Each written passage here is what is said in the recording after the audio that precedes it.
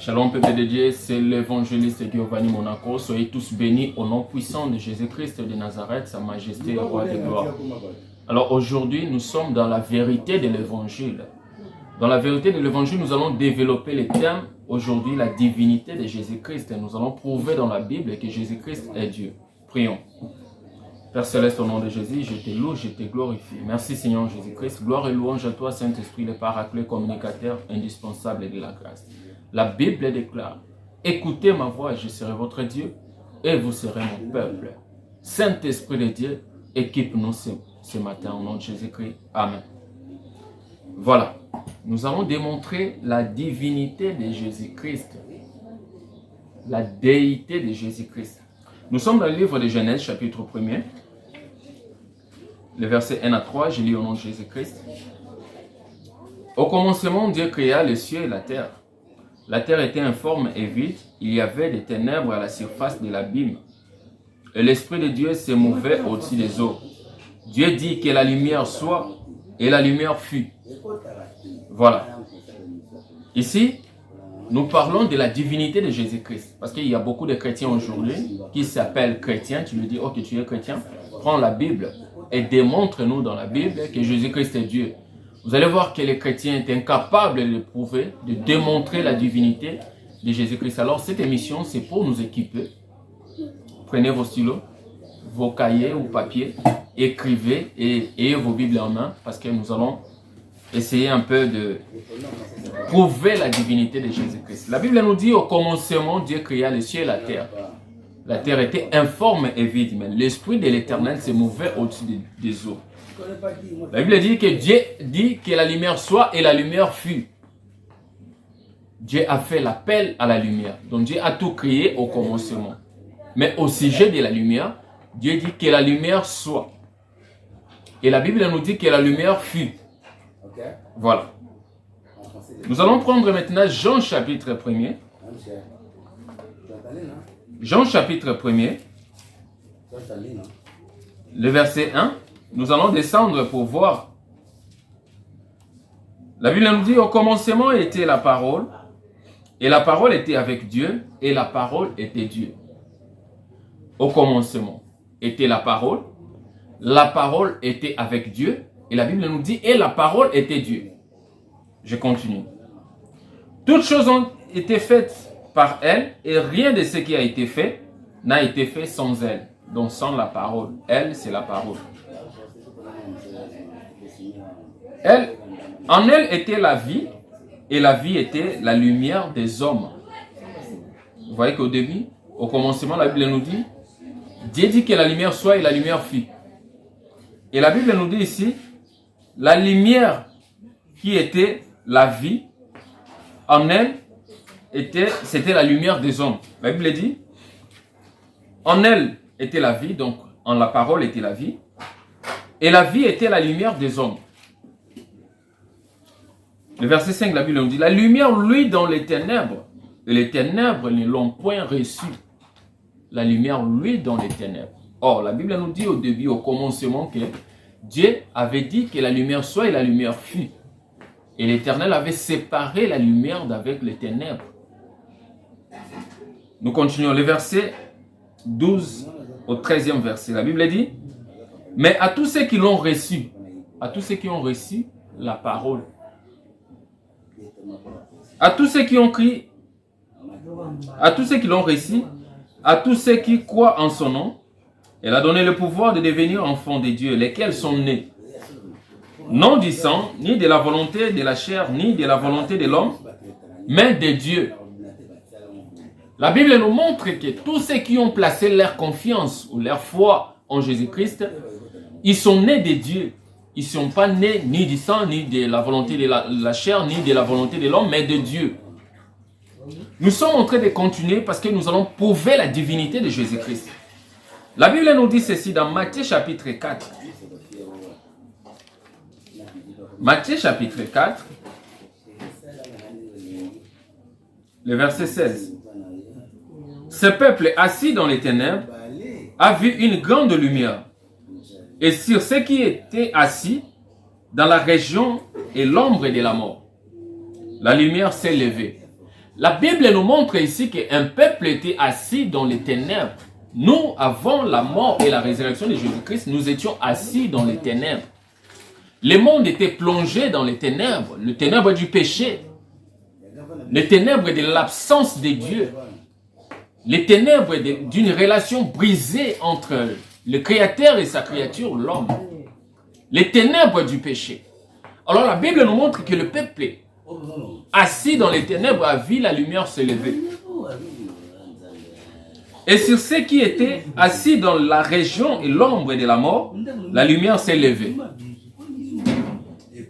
Alors, la Bible nous dit dans le livre de Jean, chapitre 8, le verset 12. Jean 8, 12. La Bible nous dit ceci.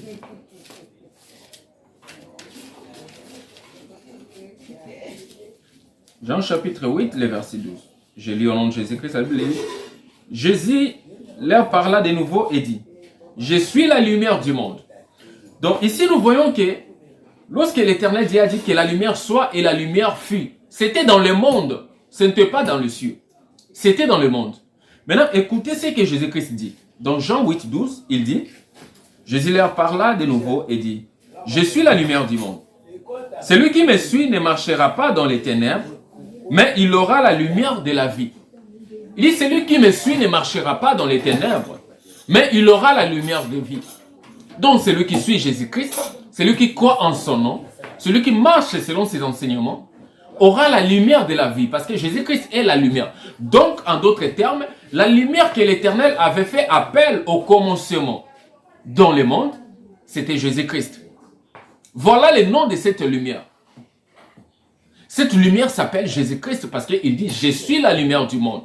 Or, au commencement, l'Éternel a dit que la lumière soit et la lumière fut. C'était dans le monde, c'était sur la terre.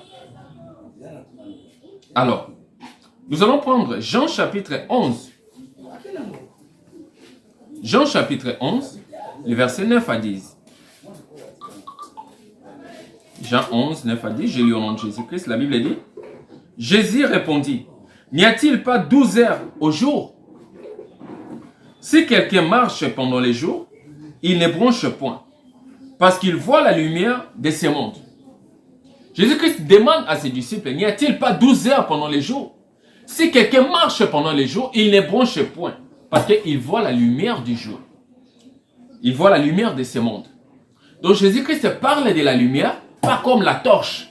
Il ne parle pas de la lumière de l'ampoule, la lumière de l'éclairage électrique, non. Il ne parle pas de la lumière que nous utilisons dans le monde. Mais il parle de lui-même comme la lumière du monde. En d'autres termes, la lumière des hommes. La lumière que l'Éternel Dieu avait dit, que la lumière soit et la lumière fut.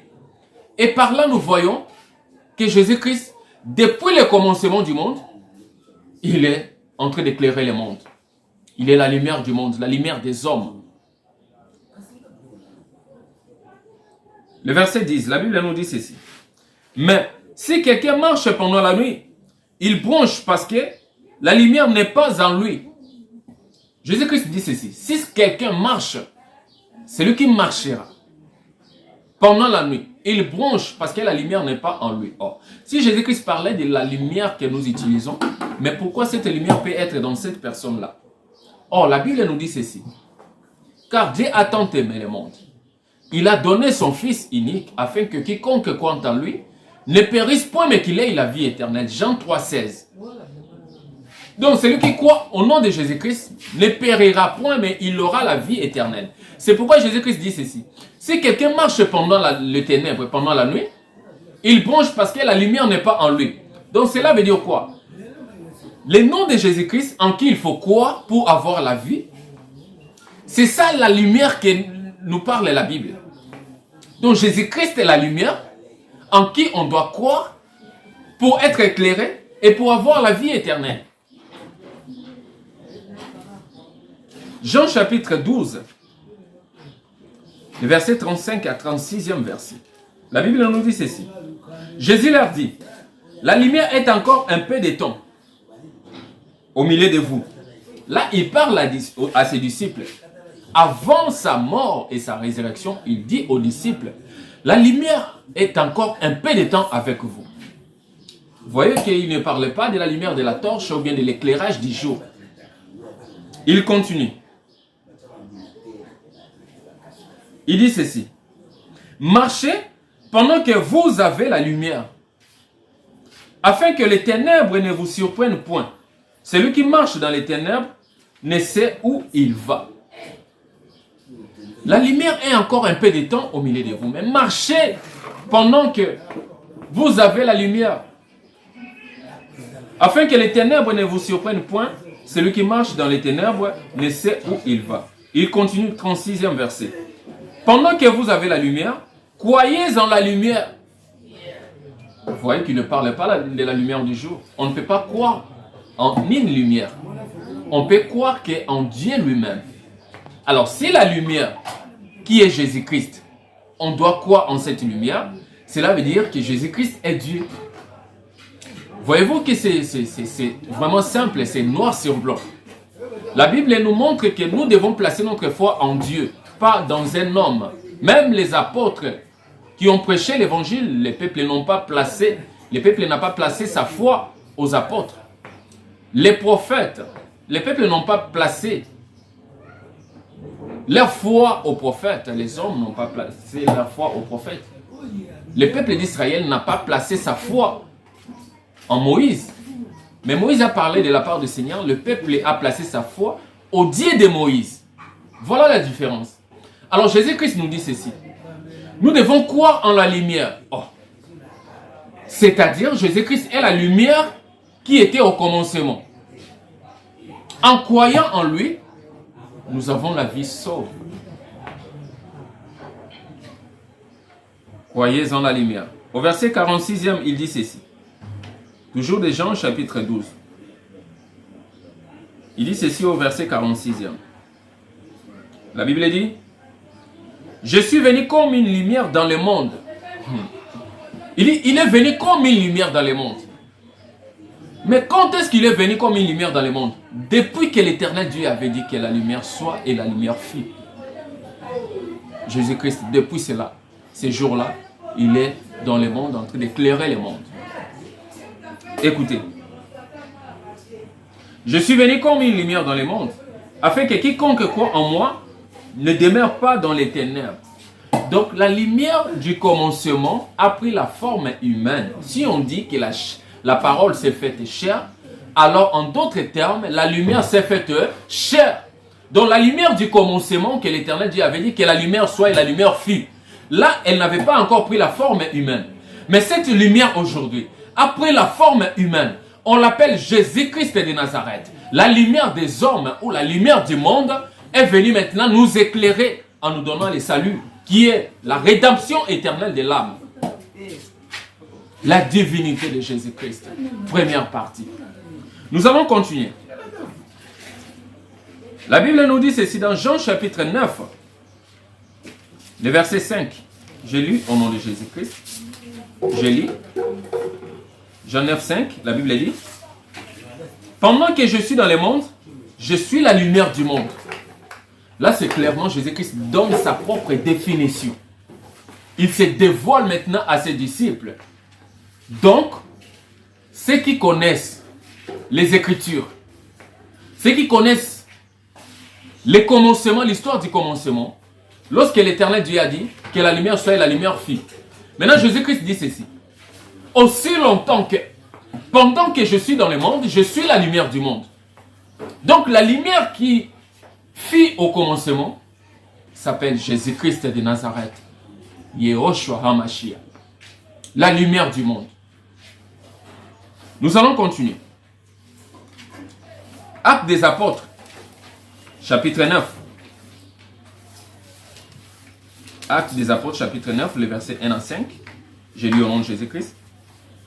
Cependant, Saul respirait encore la menace et le meurtre contre les disciples du Seigneur s'est rendu chez le souverain sacrificateur et lui demanda des lettres pour les synagogues de Damas afin que, s'il trouvait des partisans de la nouvelle doctrine, hommes ou femmes, il les amena liés à Jérusalem.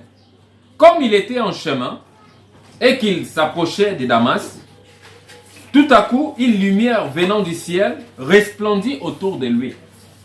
Il tomba par terre et il entendit une voix qui lui disait « Saul, Saul, pourquoi me persécutes-tu » Il répondit « Qui es-tu, Seigneur » Et le Seigneur lui dit « Je suis Jésus que tu persécutes.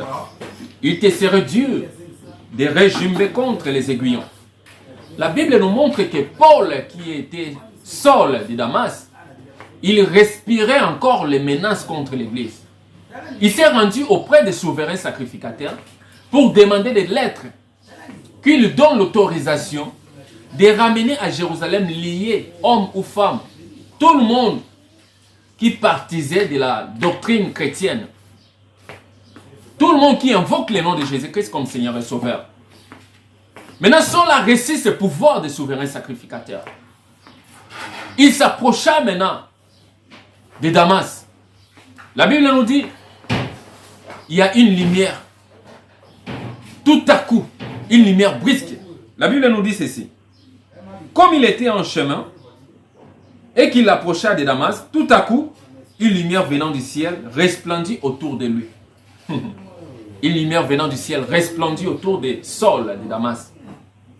Il tomba par terre et il entendit une voix lui disait « Saul, Saul, pourquoi me persécutes-tu » Donc il ne voyait personne.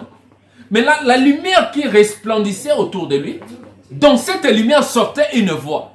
Cela veut dire que la voix qui sortait de la lumière, c'était la voix de la lumière. Or, cette lumière s'appelle Jésus-Christ de Nazareth, parce que Jésus-Christ a dit « Je suis Jésus-Christ que tu persécutes ». Or, il ne voyait personne. Mais dans la lumière, il entendait la voix de Jésus-Christ. L'Éternel dit que la lumière soit et la lumière fut. Vous voyez que cette lumière a poursuivi Paul qui lui persécutait. La lumière lui a dit, je suis Jésus-Christ que tu persécutes, Saul. Il te sera dur de régimer contre les aiguillons. Et la lumière lui dit, je suis Jésus-Christ que tu persécutes. Actes des Apôtres chapitre 26, le verset 13. Les hommes de Dieu prêchant la vérité. Il est merveilleux de prêcher la vérité. Actes des Apôtres chapitre 26, le verset 13, je lis au nom de Jésus-Christ. Vers le milieu du jour, là c'est l'apôtre Paul qui parle. Il faisait son discours devant Agrippa. Vers le milieu du jour, ô roi, je vis un chemin resplendir autour de moi et de mes compagnons une lumière venant du ciel, et dont l'éclat surpassait celui du jour. Là, l'apôtre Paul parle devant le roi Agrippa ce qui lui était arrivé quand il marchait sur le chemin de Damas pour aller persécuter l'église du Seigneur. Il dit vers le milieu du jour, donc ce n'était pas la nuit. Cette lumière a frappé Saul de Damas. Ce n'était pas la nuit, c'était au milieu du jour, vers 12 heures, comme on dit, vers le midi, vers le milieu du jour. Ce n'était pas la nuit, c'était le jour. Mais cette lumière a frappé pendant le jour. Cela veut dire que Jésus-Christ n'est pas une lumière. Quand on parle de la lumière dans la Bible, la lumière fut, il ne s'agit pas de la lumière du jour, il s'agit de Jésus-Christ de Nazareth. Là, il parle et dit, je vis une lumière venant du ciel, resplendissait autour de moi. Une lumière venant du ciel. Jésus-Christ est homme. La lumière venant du ciel.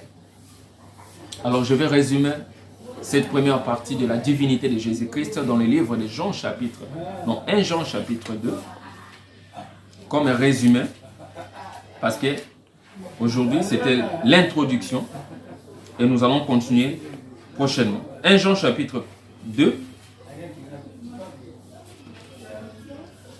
1 Jean chapitre 2, nous allons prendre le verset 8, je lis au nom de Jésus-Christ. Toutefois, c'est un commandement nouveau que je vous écris. Ce qui est vrai en lui et en vous, car les ténèbres se dissipent Et la lumière véritable paraît déjà. La lumière véritable paraît déjà. Le soleil, les ténèbres se dissipent. Jésus-Christ est la lumière véritable. Il n'est pas la lumière des torches, ni la lumière des gens qui disent, qui transmettent des lumières. Mais Jésus-Christ est la lumière véritable. La lumière des hommes, la lumière du monde. Il s'appelle Jésus-Christ de Nazareth. Cela veut dire, Jésus-Christ est Dieu. Parce que si nous devons croire en la lumière comme nous venons de lire, donc on ne peut que croire en Dieu. Donc Jésus-Christ est Dieu. Que l'Éternel Dieu vous bénisse. C'était la vérité de l'Évangile dans les termes la divinité de Jésus-Christ. C'était l'évangéliste Giovanni Monaco, les tissons arrachés du feu, l'impur purifié. Soyez bénis, je salue tous les hommes de Dieu qui sont dans les vrais, les enfants de Dieu et toute l'église du Seigneur. Soyez tous bénis. Au revoir.